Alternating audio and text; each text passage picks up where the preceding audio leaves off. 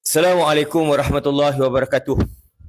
Nurul Izzah Anwar selaku pengarah pilihan raya PKR dan timbalan dia Pudin ambil tanggungjawab penuh terhadap kekalahan PKR pada pilihan raya negeri Sabah pada 29 hari 11 2025.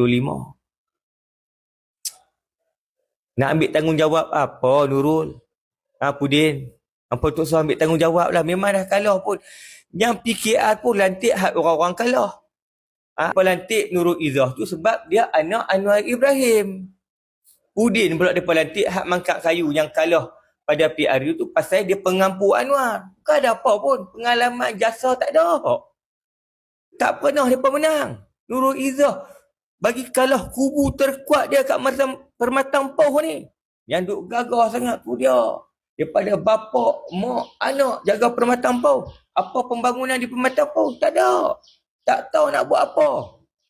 Duk sembang ya. Budak-budak hingu-hingu yang duk dalam PKR ni Permatang Poh tu pun tak tahu nak buat apa.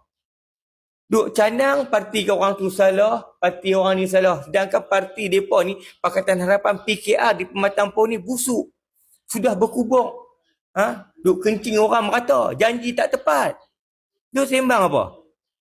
Tok Sah duk perbaiki semula lah. Tok Sah bangkit semula. Kat Permatang Poh, puan tak boleh bangun.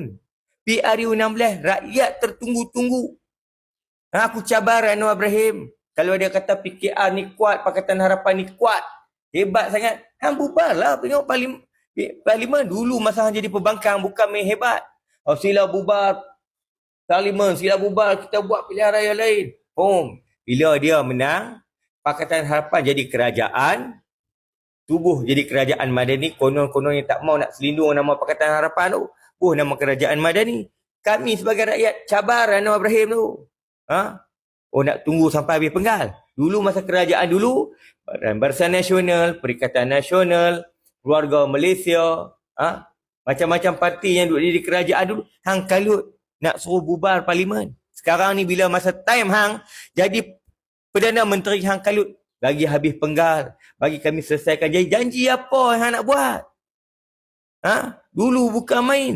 Tol nak mansuhkan tol, tiba-tiba main hari raya separuh harga.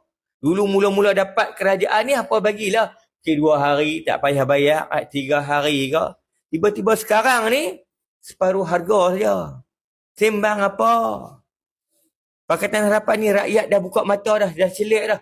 Tak mau dah Pakatan Harapan, hamai lah lungguk mana-mana pemimpin pun.